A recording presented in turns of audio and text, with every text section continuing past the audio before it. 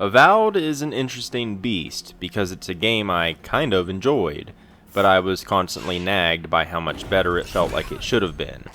That's a step up from the Outer Worlds, which I thought was a badly designed experience from the ground up, but it's still disappointing in its own way. There is a kinship between the two titles though. Just like in the Outer Worlds, entire mechanics exist in a play-pretend kind of way. You can point and say that there is a purple squirrel doing the Macarena in the corner of the room, but it's not actually there. That works for a child's imagination, but less so for video games that you actually interact with. The thing about Avowed is that it's not Skyrim, and that's okay. But the intentional strides it takes to avoid being Skyrim harm the game. It was like they took a poll of what Redditors think about game design and just ran with it. I'm sorry, but those internet-bubbled echo chambers know as much about what makes a game fun as they do about touching grass and proper hygiene. Very little. At the same time, Avowed does a lot of things really well. It's a vibrant world with a great combat system and a story where the choices you make really do matter. It's just that every step you take in the Living Lands has you tripping over some oddball design choice. The writing and dialogue in Avowed are some of its strongest points, with a couple of caveats. While the actual plot is nothing extraordinarily innovative, the engine that it's told through has a refreshing agency that I haven't really felt since the likes of The Witcher 3 and the Mass Effect series. To put it simply, your choices matter in Avowed.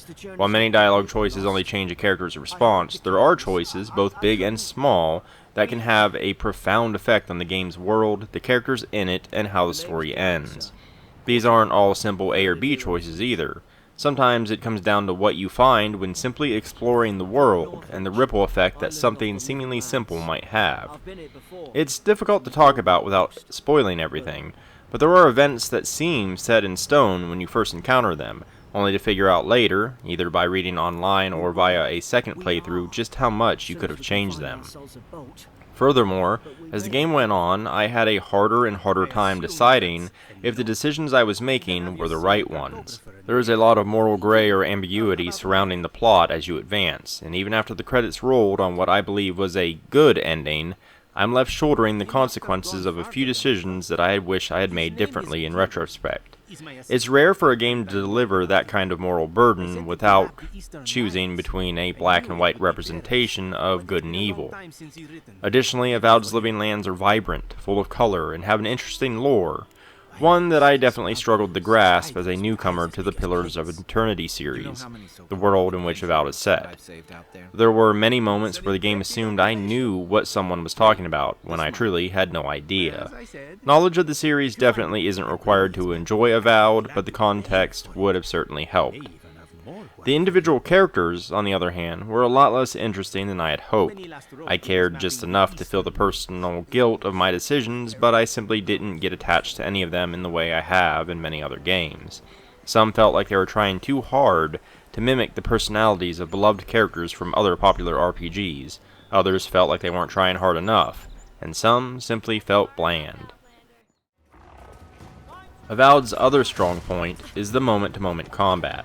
No matter how you choose to play, the combat is responsive, reactive, and simply feels good.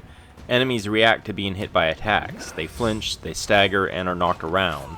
Blocking and parrying feels weighty, and projectiles from bows and guns feels impactful. The dodging system feels tight, and you always have access to a wheel of consumables and abilities that pause the game, giving it an ever so light tactical touch. Frozen enemies explode satisfyingly, and you have a wide range of options and status effects you can use. You have the option of carrying 2 loadouts, each of which can have one two-handed weapon or a weapon in each hand. These range from swords, shields, and hammers to wands, spellbooks, and flintlocks. You can switch between loadouts on the fly to combo up your attacks. Enemies also have stun gauges, and once filled, opens them up for a powerful finishing attack with whatever weapon you're using. I spent the majority of my time as a mage, using various spellbooks and wands, though I did dabble in some warrior abilities. The thing is, Avowed's skill system is open-ended. You can distribute your skill points as you see fit between a fighter, ranger, and mage tree. However, I found magic in particular to be incredibly satisfying. The spell effects look and feel phenomenal in a way that most games fail to capture. An exploding fireball, ice shards falling from the sky, or lightning arcing between enemies looks great, and gives you great visual feedback as the enemies react to being struck. The spell tomes are a pretty nifty system. Each one is held in your offhand and has 4 spells that can be cast from it. However, you can also learn these spells via the mage skill tree, allowing you to cast them without a tome.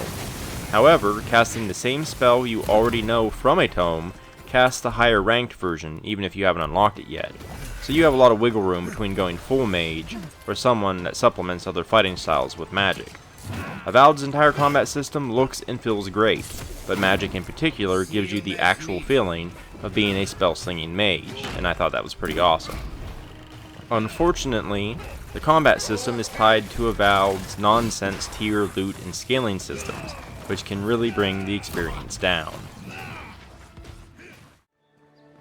I played Avowed on hard and Path of the Damned, because anything lower and the enemies simply fell over.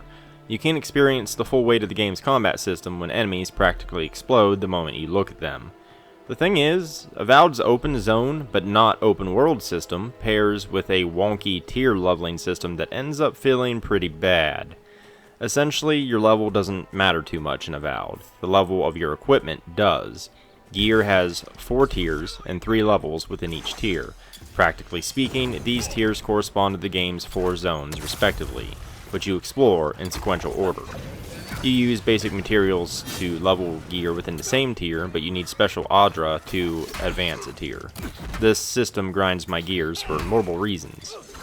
First of all, Avowed doesn't have any kind of enemy scaling, so as you explore the open zones, I found that enemies were almost always too high or too low for my gear. You can't predict which parts of the zones have what tier enemies until you go look. So what often happened is I would see something I wanted to explore, upgrade my gear to fight the enemies in it, and then found that I was now capable of mollywopping the entire zone. Outside of the main story, fights rarely felt equal. They were extremely easy or too tough, with no middle ground. If I upgraded my gear to meet the tougher challenges, I erased any kind of friction from the zone.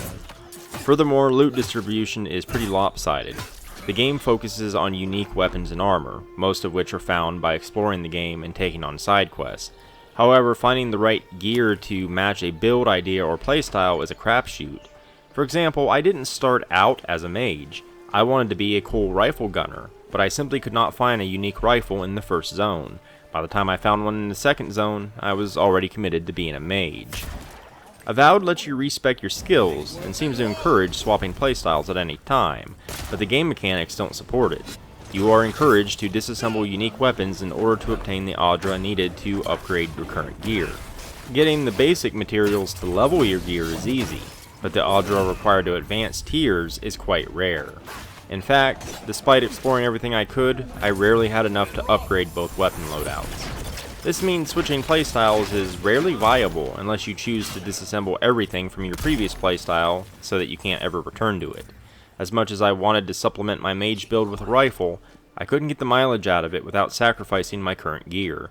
Furthermore, enemies and materials don't respawn, so I think it's technically possible to soft lock yourself if you sell or disassemble too much stuff, though I didn't attempt to test that theory myself. I'll start off with the most egregious example of a pretend mechanic in Avowed: encumbrance. Items have weight, and you can become over-encumbered, which is pretty standard for RPGs. However, it's actually completely fake in Avowed. At any time, you can open up your inventory and send items to your stash at camp, and you can access camp at any of the many Adra crystals throughout the world, so encumbrance effectively doesn't exist. Whether or not you think encumbrance is a fun or compelling game mechanism is irrelevant. Your might stat affects encumbrance, and there are unique items to give you bonuses to it, all of which is a waste of programming space because encumbrance doesn't exist in any practical manner. To go even further, since you progress through the zones in a set order, and the unique weapons in each spot are pre-programmed, certain builds won't be effective until almost the end of the game. Furthermore, a bunch of loot you find in the last zone may as well not exist. You don't get any time to use them. This is further exacerbated by the fact that there is no New Game Plus, and you can't keep playing after the story ends. The open zones are another issue. They serve as a great way to allow you to explore, in theory, But honestly, I feel that if Avowed was determined not to be an open world game, they should have just thrown in the towel and made it linear, because in some ways, it kind of is. Without scaling, you have areas that you simply can't explore until you upgrade your weapons. An impossible enemy for your gear tier is effectively the same as a wall there that says you can't go there yet. Upgrade your gear to break that wall, and the whole zone is underscaled to face you.